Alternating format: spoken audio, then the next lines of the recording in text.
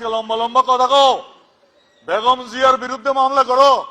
আমি অবাক হয়ে যাই কি করে ওইসব ম্যাজিস্ট্রেটরা, আমি জানি না তারা আমার বিরুদ্ধে আইনের ব্যবস্থা নেবে কিনা, নেই যা পারে করুক।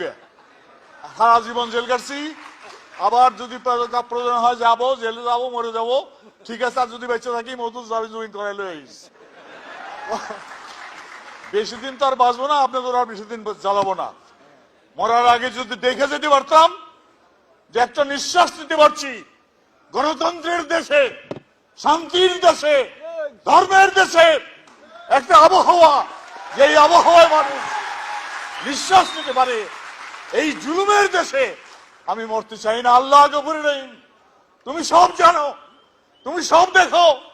আমরা জানি নির্যাতিতের ফরিয়াদ এবং আল্লাহর আরশের মাঝখানে কোনো পর্দা থাকে না। যদি তাই হয়, আল্লাহ গফুর রহিম, তুমি কি অন্যায় দেখছো না? তুমি কি এই জুলুম দেখছো না? মা বোনের এই ইজ্জত হানি তুমি দেখছো না? তুমি দর্শন দেখছো না? তুমি খুন দেখছো না? তুমি লুটপাট দেখছো না?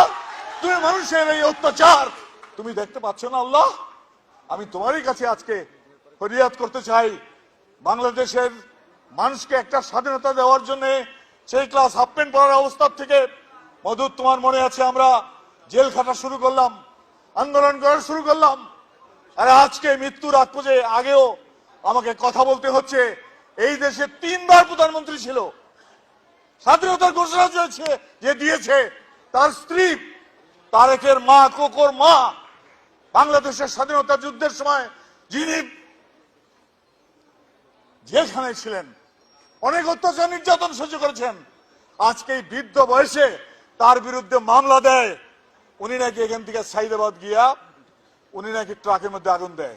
আর কোনো পাগল তো এই কথা বিশ্বাস করে না। সবিনয় অনুরোধ করতে চাই, মাননীয় প্রধানমন্ত্রী, তুমি শপথ নেওয়ার সময় বলে আসছিলা আমি কারো প্রতি পক্ষপাতিত্ব করব না, আমি সবাইকে এক চোখে দেখব। এই কথা বলে আল্লাহর নামে তুমি শপথ নিয়েছিলে। আল্লাহ কিন্তু সব রেকর্ড করে রাখছে, রেকর্ড করে রাখছে। তুমি ওখান থেকে আইসেই কলমের এক খোঁচায় আওয়ামী লীগের 15,000 মামলা তুলে দিলে। এই মামলার মধ্যে তুমি অনেকগুলির মধ্যে আসামি ছিলা, বিএনপির কোন মামলা তুমি তুললা না। এই তোমার বিচার? এই তুমি প্রধানমন্ত্রী? তুমি কার প্রধানমন্ত্রী? তুমি এই দেশের প্রধানমন্ত্রী নও, মানুষের প্রধানমন্ত্রী নও, তুমি আওয়ামী লীগের প্রধানমন্ত্রী, আওয়ামী লীগের প্রধানমন্ত্রী।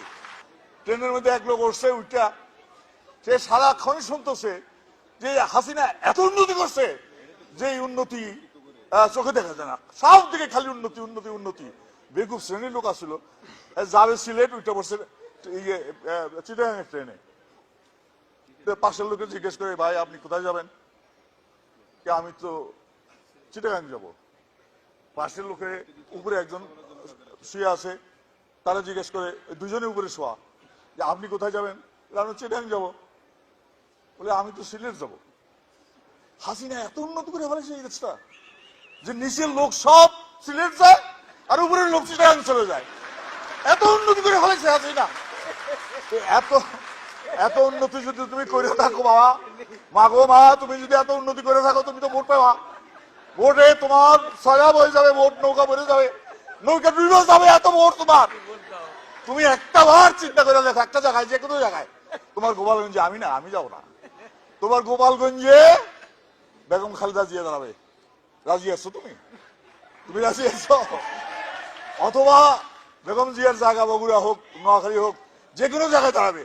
আমি একটা কথাই বলে যেতে চাই, ওই নির্বাচনে যদি তোমার জামানত না থাকে, জামানত থাকে না, থাকবে না, যদি না থাকে, যদি তা না হয়, তাহলে আমি আমার নাম পাল্টাই ফেলবো।